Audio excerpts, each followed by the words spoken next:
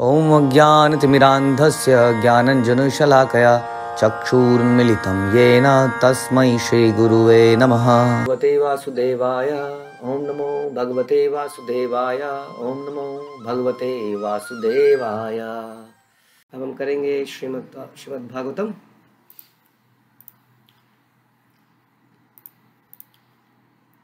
पहला कैंटो 9वां अध्याय श्लोक संख्या 28। तो आपको याद होगा कि हम चर्चा कर रहे हैं भीष्म पितामह का ज्ञान दिया जा रहा है युधिष्ठिर महाराज को, और उसी के बीच में भगवान की ग्लोरिफिकेशन भी चल रही है। भीष्म पितामह बता रहे हैं युधिष्ठिर महाराज को कि 4 वर्णों का क्या है, राजा के कर्तव्य क्या है इत्यादि, इन सब चीज़ों को बताया जा रहा है। ठीक है, तो हम लोग इसको करते हैं। एक सेकंड जरा। यस 28। धर्मार्थ काम मोक्षाश्च सह पायान यथा मुने नानाख्यान इतिहासेषु वर्णयामास तत्त्वविद। और इस श्लोक को पढ़ने के साथ साथ हम लोग एक बार प्रार्थना करते हैं। तत्पश्चात उन्होंने इतिहास से उद्धरण देते हुए विभिन्न आश्रमों तथा जीवन की अवस्थाओं में के वृत्ति परक कार्यों का वर्णन किया, क्योंकि वे उस सत्य से भली भांति परिचित थे। तो चर्चा हो रही है विभिन्न वर्णों और आश्रमों की, कि क्या क्या अलग अलग वर्ण हैं, अलग अलग आश्रम हैं। हम इनके बारे में कई बार चर्चा करते हैं, भगवद गीता में इसकी भी अक्सर चर्चा आती है। आप जानते हैं चतुर्वर्ण मया सृष्टम गुण कर्म विभागशः। चतुर्वर्ण क्या है और 4 आश्रम क्या है, ब्राह्मण क्षत्रिय शूद्र वैश्य, आप जानते हैं इसको। उसके बाद ब्रह्मचारी गृहस्थ वानप्रस्थ और संन्यास, ये आश्रम है, पहले वाले वर्ण थे। ठीक है, ये बनते हैं चतुर्वर्ण वर्ण और आश्रम, वर्ण आश्रम। ठीक है, ये वर्ण जो है जात के आधार पर बिल्कुल नहीं है, ये बड़े ही साइंटिफिकली बनाए गए हैं। व्यक्ति की चेतना के आधार पर, उसके अंदर जो इंक्लिनेशन है टू वर्क, उसके आधार पर ये बनाए जाते हैं कि कौन व्यक्ति क्या करने को इंक्लाइंड है ना। सिंपल वर्ड्स में कई हम देखते हैं, कई लोग आज की डेट में कोडिंग करने में ज़्यादा इंक्लाइंड हैं, कई लोग सिविल इंजीनियरिंग करने में ज़्यादा इंक्लाइंड हैं, कई लोग एडमिनिस्ट्रेटिव काम में जाना चाहते हैं, है ना। तो अलग अलग इंक्लिनेशन है। इसकी ब्रॉडर लेवल की जो कैटेगराइजेशन है उसको हम वर्ण कहते हैं। हाँ, जैसे कि कोई इंजीनियर का बेटा इंजीनियर नहीं होता, उसी तरह से ब्राह्मण का बेटा भी ब्राह्मण नहीं होता। बहुत सिंपल है समझने के लिए। तो हमारे इंक्लिनेशन, हमारी बुद्धि चेतना, उसके अनुसार ये डिसाइड किया जाता है कि कौन व्यक्ति क्या है और क्यों करा जाता है। उसका पर्पस क्या है? उसका पर्पस ये है कि उसकी उस चेतना के आधार पर कुछ ड्यूटीज़ बनाई गई है शास्त्र में। यदि आप इस कैटेगरी में फॉल करते हो तो आपको ये करना चाहिए, यदि इस कैटेगरी में फॉल करते हो तो ये करना चाहिए, नहीं तो ये, नहीं तो ये कैटेगराइजेशन के पीछे एक पर्पस है कि यदि आप इनमें से इस कैटेगरी में हो तो आपको ये करना चाहिए। ठीक है, जैसे कि ऑफिस के अंदर हम बोलते हैं कि ये डायरेक्टर है, ये मैनेजर है, ये असिस्टेंट मैनेजर है, ये क्लर्क है। तो ये डिवीज़न का क्या फ़ायदा है? हम हर डिवीज़न के आगे बोलते हैं कि इसके पास ये ड्यूटीज़ है, इसके पास ये ड्यूटीज़ है, इसके पास ये ड्यूटीज़ है, इसके पास ये ड्यूटीज़, और उसके बाद ये अथॉरिटीज़ है। तो उसी तरह से इसका फ़ायदा ये है। लेकिन हम लोग देखते हैं कि चाहे कोई शर्मा जी हो, चाहे या पंडित जी हो, या कोई पाल साहब हो, या राजपूताना हो, इससे हम लोग बस अपनी जात से ही बहुत प्रसन्न है। या गाड़ी के पीछे लिखने में हमें बड़ा मज़ा आता है, राजपूत, ब्राह्मण, सब लोग लिखते हैं आज की डेट में। तो जात का पर्पस ये रह गया है, या जात काम में आती है शादी के समय दहेज मांगने में। हाँ, हम तो राजपूत हैं जी। हाँ, इतना तो हो गई, इतना तो आपको करना पड़ेगा। बारातियों का स्वागत पान पराग से कीजिएगा। हाँ, तो कुछ ना कुछ इस तरह की डिस्कशन होती है। तो जात पात का बेनिफिट आज की डेट में शादी कराने में, लेन देन में रह गया है। यहाँ तक कि लोग नौकरी लगाने के चक्कर में अपने कास्ट को चेंज करके ओबीसी करा देते हैं आजकल, हमने देखा। बैकवर्ड क्लास करा देते हैं, नौकरी तो मिलेगी। तो ऐसा नहीं है। हमारा जो वैदिक वर्णाश्रम है उसमें हर वर्ण के पीछे कुछ दायित्व बनते हैं। क्योंकि फॉर एग्जाम्पल कोई व्यक्ति है जो कि थोड़ा सा कम बुद्धि का है, वो वेदों में, शास्त्रों को, भगवद गीता को, कई चीज़ों को नहीं पढ़ के नहीं समझ में आता उसके, तो उसके लिए क्या बेनिफिट रहता है कि वो बाकी वर्णों की सेवा कर लेता है। जब बाकी वर्ण अपना धार्मिक कार्य करते हैं तो उसका फल उस व्यक्ति को भी अपने आप मिल जाता है। इस तरीके से ये बनाए गए थे। तो ये सारा जो रहस्य है ये उन्होंने किसको बताया? युधिष्ठिर महाराज को बताया कि क्या ये वर्ण है, क्या ये आश्रम है। आगे चलते हैं। धर्म प्रवदतस्य सहकाला प्रत्युपस्थितः यह योगिना छंद मृत्यो वांछितः तु उत्तरायण। जब भीष्मदेव वृत्ति पर कार्यों कर्तव्यों का वर्णन कर रहे थे तभी सूर्य उत्तरी गोलार्ध की ओर चला गया। इच्छा अनुसार मरने वाले योगी इसी अवधि की कामना करते हैं। हाँ, ये बड़ा इसमें काफ़ी कुछ लिखा है इसके बारे में, लेकिन मुख्य रूप से समझने का प्रयास कीजिए इसमें क्या लिखा है और हमें क्या करना है। इसमें लिखा है कि यदि कोई व्यक्ति इच्छा अनुसार मरने वाले योगी इस अवधि की कार्य करते हैं, इच्छा करते हैं, इच्छा अनुसार कौन सी जगह में हमें जाना है उसके लिए यहाँ पर बताया गया है कि ये जब सूर्य उत्तरी गोलार्ध की ओर चला जाता है। भगवद गीता में भी कहा गया है कि स्वरूप सिद्ध आत्माएं जिन्होंने परमेश्वर के हित में को ही सब कुछ मान रखा है वो सामान्यतः रूप से अग्निदेव के तेज के समय तथा जब सूर्य उत्तरायण होता है तब अपना शरीर त्यागते हैं। यानी कि शरीर त्यागने की जो सही अवधि है उसकी यहाँ पर बात की जा रही है, कब शरीर त्यागा जाए। क्या आप और मैं प्लानिंग कर सकते हैं कि जब सूर्य उत्तरायण में हो तब हम शरीर को त्यागेंगे? क्या ऐसा कर सकते हैं? Is it possible for us? Bhishma Pitamah को इच्छा मृत्यु का वरदान था, इसलिए उसको उनके लिए तो फिर भी पॉसिबल था, बट क्या हमारे लिए पॉसिबल है? नहीं। तो यानी कि हम अगर सूर्य दक्षिण की तरफ जा रहा होगा उस वक्त हमारी मृत्यु होगी तो क्या हम लोग भगवान के धाम में नहीं जाएंगे? ये सब उनके लिए है जो भगवान के भक्त नहीं है। जिंदगी में लाइफ में जितने भी कर्म कांड है वो उन्हीं के लिए है। भक्तों के लिए कोई कर्म कांड की आवश्यकता नहीं रहती क्योंकि भक्त केवल भगवान पर निर्भर करते हैं। इसलिए भगवान के भक्तों के लिए एक VIP लाइन लगी होती है। बाकी आपने देखा होगा कई जगह लाइनें लगी हुई हैं, बहुत सारी लाइनें लगी हैं, लंबी लंबी लाइन लगी हैं, लेकिन एक लाइन में फट से आदमी की एंट्री जाती है, तो वो लाइन है भगवान के भक्तों के लिए। उनको इन विधियों का पालन करने की कोई आवश्यकता नहीं है कि अब ये दक्षिण की तरफ जा रहा है या उत्तर की तरफ जा रहा है, उत्तरी गोलार्ध की तरफ जा रहा है ना। ऐसा होता है ना कि 6 महीने सूर्य थोड़ा सा सर्दी गर्मी का थोड़ा फर्क आ जाता है ना, जब थोड़ा तो ट्विस्ट करता है, तो उस वक्त की बात कर रहे हैं। तो ऐसा वेट करके मृत्यु को प्राप्त करना तो बड़ा मुश्किल है। जैसे कई लोग कहते हैं कि भगवान का अंतिम समय में नाम ले लिया जाए तो मोक्ष की प्राप्ति होती है, इसलिए क्यों ना अंतिम समय में ही नाम लिया जाए। ये बिल्कुल भी पॉसिबल नहीं है। हम भगवान को ट्रिक कभी नहीं कर सकते हैं, क्योंकि वो सबसे बड़े तो ट्रिकी वही व्यक्ति है। कृष्ण इज सबसे बड़े ट्रिकी हैं वो, तो इसलिए उनको ट्रिक नहीं करा जा सकता। इसलिए यहाँ पर हमारे आचार्य बताते हैं कि एक योगी के लिए भगवान के धाम में जाना बड़ा मुश्किल है। बहुत सारी योगिक प्रोसेस हैं, जैसा अभी आप सुन ही रहे हैं कि कब प्राण त्यागे जाएं, इसका भी एक समय है। अच्छे समय में कैसे प्राण त्यागे जाएं, जो कि हमारे हाथ में बिल्कुल भी नहीं है। कई बार हम बोलते ही रह जाते हैं। कितने लोग ऐसे चले गए अभी पीछे रिसेंटली, ये वाला इंजेक्शन लग जाता, ऑक्सीजन सिलेंडर मिल जाता, ये हो जाता, वो हो जाता, इतने कहते कहते वो चले ही गए। बिल्कुल ऐसा सोचा नहीं था कि चले ही जाएंगे। इसलिए हम लोग प्लान नहीं कर पाएंगे इस चीज़ को। इसलिए केवल आप सुन लीजिए कि भीष्म पितामह इतने महान व्यक्ति थे कि उन्होंने इस प्रकार के समय को चयन कर पाए। उसके बाद क्या हुआ? तदा उपसंहत्य गिरह सहस्त्रणी विमुक्त संग मना आदि पुरुषे कृष्णे लसत पीठ लटे पटे चतुर्भुजे पुरः स्थिते अमीलित दृक व्यधारयत। तत्पश्चात वह व्यक्ति जो हजारों अर्थों से युक्त विभिन्न विषयों पर बोलता था तथा हजारों युद्धों में लड़ चुका था, हजारों व्यक्तियों की रक्षा कर चुका था, उसने बोलना बंद कर दिया। उसने समस्त बंधन से पूर्ण रूप से मुक्त होकर अन्य सभी वस्तुओं से अपना मन हटाकर अपने खुले नेत्रों को उन आदि भगवान कृष्ण पर टिका दिया जो उनके समक्ष खड़े थे, जो 4 भुजाओं वाले थे और जगमग करते एवं चमचमाते हुए पीत वस्त्र धारण कर रहे थे। यहाँ पर एक बात और सिद्ध होती है कि कृष्ण ही विष्णु हैं।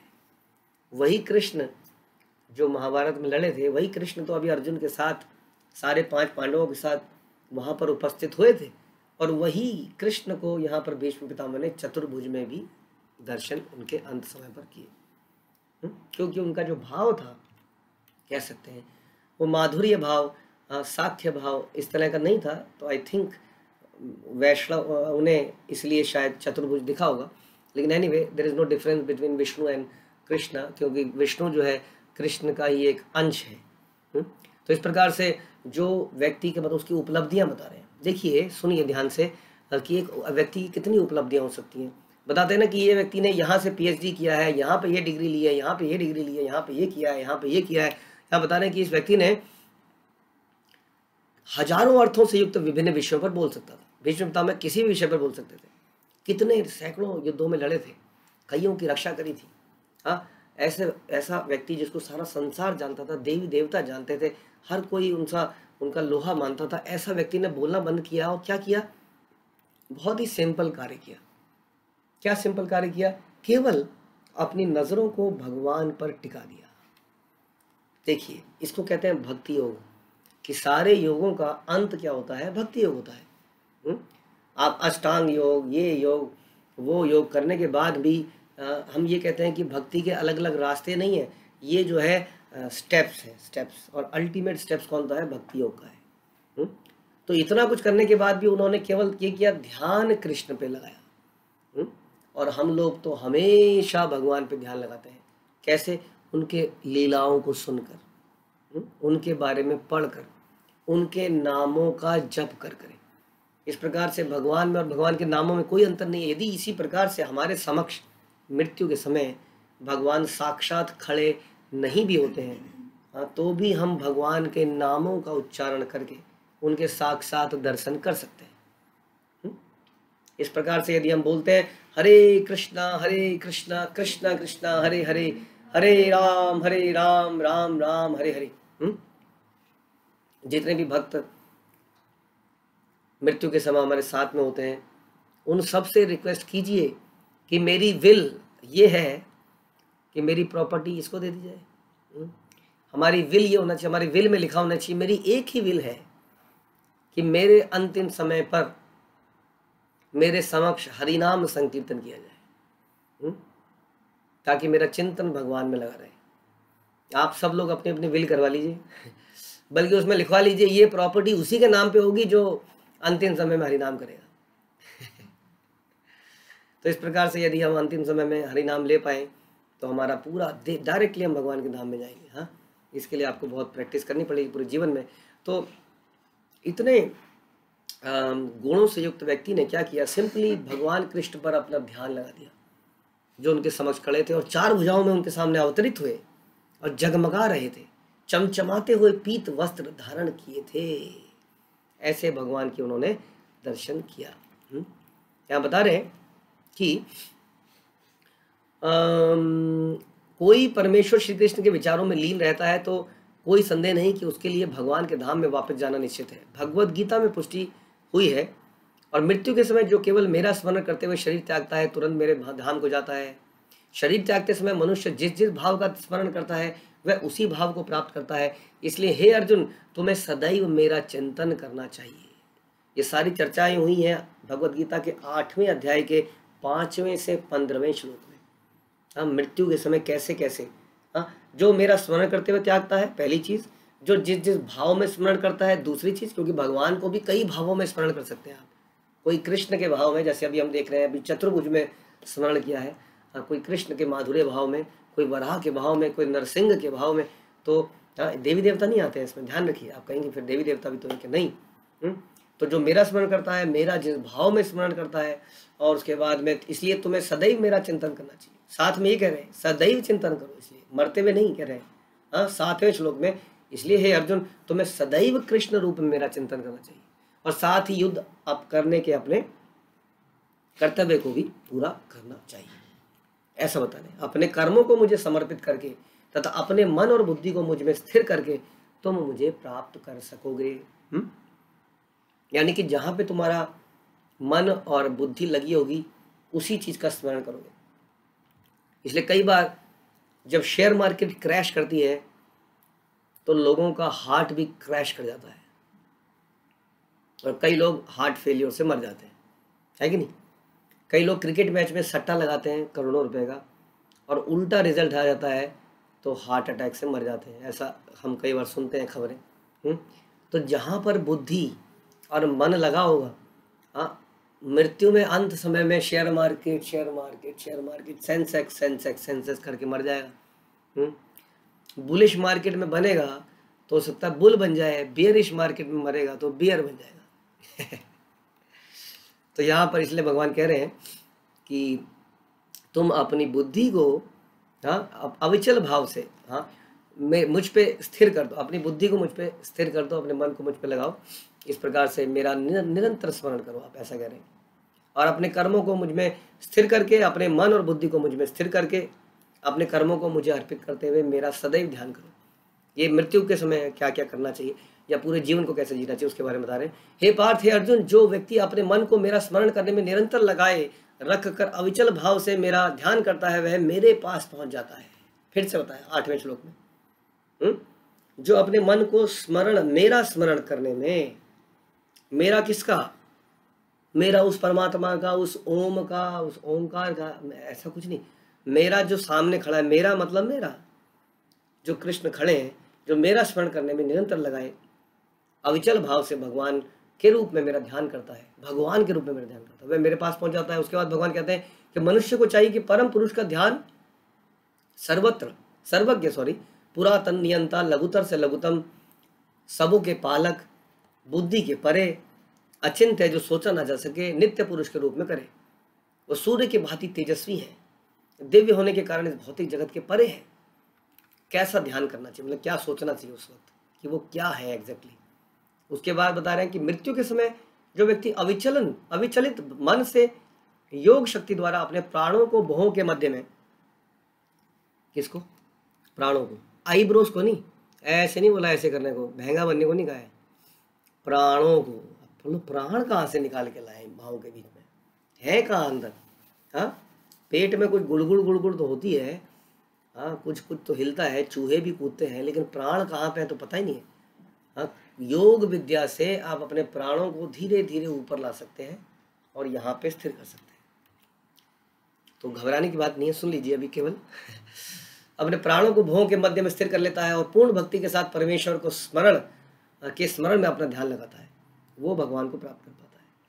इस प्रकार से कई सारी चीज़ें बताई, और अंत में जब ये सारी चीज़ें बताई जाएंगी तो भगवान से अर्जुन पूछेंगे ये तो मेरे लिए पॉसिबल नहीं है, कैसे मैं इतना ध्यान लगाऊं, स्थिर हो जाऊं, वो भी कब, मृत्यु के समय में। मृत्यु के समय में हवा टाइट हो रखी है, हाँ, ऐसा बोलते हैं कि 40,000 बिच्छू जैसा काटते हैं, ऐसा दर्द मृत्यु के समय होता है, इतना दर्द। एक बिच्छू को अगर किसी ने काटा होगा जीवन में तो उसको पता होगा, एक बिच्छू यदि काट लेता है तो कैसा दर्द होता है, अगर 40,000 काटेंगे तो कैसा होगा। ऐसे समय में आप कह रहे हैं मेरा मन इतना विचलित है, मेरे घर वाले रो रहे हैं मेरे चारों तरफ, मुझे ऐसा लग रहा है कि मैं इनको छोड़ के जा रहा हूँ। एक तरह से परमानेंटली किसी जगह को छोड़ते हैं तो कैसे अजीब सा लगता है कि ये जगह, आपने कभी शिफ्टिंग करी है घर की कुछ साल रहने के बाद, कैसी अजीब सी फीलिंग आती है। किसी जगह पर आप 5-6 साल ले लो, 10 साल ले लो, उसको छोड़ने में ऐसा लगता है कि हृदय बैठता जा रहा है, नीचे को बैठ रहा है। सोचिए उसी तरह से जब इस जगह को परमानेंटली छोड़ रहे होंगे, 40,000 बिच्छू की दर्द जैसा हो रहा है, हवा रुक गई है चारों तरफ से, हवा का पित्त वायु सब बढ़ा हुआ है, ऐसे में कहा जा रहा है कि प्राणों को खींच के बाहों के बीच में लाइए, ये हमारे लिए पॉसिबल नहीं है। इसलिए यदि गीता को पूरा पढ़ेंगे तब भगवान बताएंगे कि असली योगा क्या है। असली योगा है भक्ति योगा, जो कि भीष्म पितामह ने फाइनली किया, कि अपनी आँखों से भगवान के दर्शन किए, अपने होठों से गंगा जल पीजिए, अगर पॉसिबल है मृत्यु से पहले उसमें तुलसी को ग्रहण कीजिए, राधा कुंड का जल पीजिए, जगन्नाथ जी की राश खाइए अगर पॉसिबल है मृत्यु से पहले, और अपने शरीर में जल के छिड़काव कीजिए, अपने शरीर में तिलक लगाइए, अपने आँखों के सामने भगवान के सुंदर विग्रह का दर्शन कीजिए, हो सके तो कुछ लेक्चर सुनिए, उस वक्त कीर्तन सुनिए, कीर्तन चल रहा हो बोलने का कोशिश कीजिए। ये भक्ति योग सहजता से हम और आप कर सकते हैं। हाँ, भीष्म देव इतने बड़े योगी होने के बाद भी सामने भगवान का दर्शन ही कर रहे हैं। ठीक है, फिर क्या करते हैं, विशुद्धया धारणया हताशुभ सतीक्षय वाशुगतायुधश्रम निवृत्त सर्वेन्द्रिय वृत्ति विभ्रम स्तुष्टाव जय जन्यम विसर्जनार्दनम। शुद्ध ध्यान द्वारा भगवान श्री कृष्ण को देखते हुए, देखिए शुद्ध ध्यान द्वारा, हाँ, दर्शन तो दुर्योधन ने भी किए थे, दर्शन तो शिशुपाल ने भी किए थे, लेकिन भगवान के दर्शन शुद्ध भाव से, जैसा अभी हमने सुना था कि वो सूर्य से भी ज़्यादा तेजस्वी है, हाँ, ऐसे वो परमेश्वर है, इज अ कंट्रोलर, वो छोटे से छोटे और बड़े से बड़े हैं। तो शुद्ध ध्यान द्वारा भगवान श्री कृष्ण को देखते हुए वे तुरंत समस्त भौतिक अशुभ अवस्थाओं से, तीरों के घाव से होने वाली शारीरिक पीड़ा से मुक्त हो गए। इस प्रकार उनकी सारी इंद्रियों के कार्यकलाप रुक गए। उन्होंने शरीर को त्यागते समय समस्त जीवों के नियंता की दिव्य भाव से स्तुति करी। भीष्म पितामह की जाए। तो भीष्म पितामह ने प्राण त्याग दिए, उनके सारे इंद्रियों के कार्य रुक गए, उनके सारे कष्ट चले गए। जितने भी शारीरिक कष्ट हैं हमारे जीवन में वो चले जाएंगे जब हम प्राणों को त्यागेंगे। लेकिन अभी हमने और भी कलेश सुने थे, आध्यात्मिक आधिदैविक, वो सब रहेंगे, क्योंकि ये मन बुद्धि और अहंकार जीवित रहेंगे। ये आत्मा को खींच के लेके जाएंगे और एक दूसरे शरीर में घुस जाएंगे और फिर से जीवन में वही सारे कलेश शुरू हो जाएंगे। लेकिन इस प्रकार से जो व्यक्ति भगवान का चिंतन करते हुए जाता है, उसका मन बुद्धि अहंकार भी समाप्त हो जाता है और वो सीधा भगवान के धाम में जाता है। तो भीष्म पितामह ने भगवान का धाम प्राप्त किया। भीष्म पितामह ने स्वर्ग लोक प्राप्त नहीं किया, भीष्म पितामह ने पितृलोक प्राप्त नहीं किया, भीष्म पितामह ने महरलोक, जनलोक, ब्रह्मलोक, सत्यलोक इत्यादि प्राप्त नहीं किया। भीष्म पितामह ने भगवान कृष्ण का चिंतन किया और भगवान के धाम में गए। तो अंत काले च मामे में जो बोलते हैं, तो ऐसी मृत्यु जिसे कहते हैं ग्लोरियस डेथ, ग्लोरियस लाइफ तो क्या होगी? कैदी की लाइफ कितनी ग्लोरियस हो सकती है? कैदी का क्या ग्लोरियस होगा? जिस दिन वो जेल से छूटेगा, धूमधाम से घर वाले उसको लेने आएंगे, ढोल नगीरे बजेंगे, आए हमारा बेटा जेल से छूट रहा है, 14 साल बाद उम्र कैद की सजा से उसको छुड़ाया जा रहा है, सारे घर वाले खुश हैं। एक कैदी के जीवन में सबसे ग्लोरियस डे तो यही होगा मेरे को लगता है। और क्या होगा? जिस दिन वो छूट रहा है। इसका मतलब हमारी लाइफ का सबसे ग्लोरियस डे क्या हो सकता है? हमारी लाइफ का सबसे ग्लोरियस डे हमारी मृत्यु हो सकती है। कितनी अजीब सी बात है मृत्यु, जो कि सबसे अपशगुन का दिन माना जाता है। क्या कभी आपने उसको इस नज़र से देखा है कि वो सबसे ग्लोरियस डे हो सकता है? क्या आपने कभी सोचा था ऐसा कि death is the most glorious day in life, in our life, because that's a day when we will go back to Godhead. जब हम कृष्ण से मिलन करेंगे, कृष्ण के गले मिलेंगे, सारे संबंधी हमारा वहाँ मंजीरे ढोल बजा के हमारा इंतजार कर रहे होंगे, आया आया, गोप कुमार आया, गोप कुमारी आई, सब हमारा वेट कर रहे होंगे। सोचिए, कैदी के जीवन में उसने बहुत सारे कारनामे करे होंगे। किसी दिन उसने ज़्यादा कपास निकाल दिया होगा, किसी दिन अच्छा से लोहे का काम कर लिया होगा, किसी दिन अच्छी से स्टिचिंग कर ली होगी। उसी तरह से हम भी तो यही करते हैं। इंजीनियर क्या होता है? इंजीनियर मतलब वही ना, मशीन में ठोक पिक करने वाला। हाँ, उसको सैलरी ज़्यादा मिलने लगी है इसलिए वो इंजीनियर बड़े बड़े नाम बन गए। अल्टीमेटली इंजीनियर तो मतलब वही हुआ। कोई अकाउंटेंट है, कोई भाड़े का भाड़े का लेखा वाला है, कोई कुछ है। हाँ, ये है हमारे कैदी जीवन में प्राप्त हमारी उपलब्धियाँ हैं। हाँ, उपलब्धियाँ जिनके साथ हम कई बार फोटो खिंचाते हैं, कई बार। ये हमने डिग्री प्राप्त करी, we are graduate now, we are post graduate now, photo खिंचाते हैं हम लोग, बड़े शान महसूस करते हैं। आज हमने MBA की डिग्री प्राप्त करी, आज हमने लॉ की डिग्री प्राप्त करी। ये है कैदी के जीवन में छोटी छोटी उपलब्धियां, जिसमें बोला जाता है आज कैदियों के सारी सभा में पहले नंबर पे कैदी आए ये, इन्होंने सबसे ज़्यादा चक्की का आटा पीसा। This is our glorious day. इसलिए ध्यान रखिए, हमारे जीवन में सबसे महान दिन है जब हम ऐसी मृत्यु प्राप्त करेंगे जब हम भगवान के धाम जाएंगे। ऐसी मृत्यु नहीं जब हम दोबारा पैदा हो रहे होंगे, वो ग्लोरियस डे नहीं है जब हम फाइनली यहाँ से छूटेंगे। तो ऐसा ही दिन भीष्म पितामह के दिन जीवन में आया है, जो सारी पीड़ा से मुक्त होकर, कर्तव्यों से मुक्त होकर, भगवान का ध्यान करते हुए उन्होंने अपने शरीर को त्यागा है। ऐसा ही दिन हमारे जीवन में आए। आइए हम सब एक दूसरे के लिए प्रार्थना करें। हरे कृष्णा। श्रील प्रभुपाद की जय। ग्रंथराज श्रीमद् भागवतम की जय।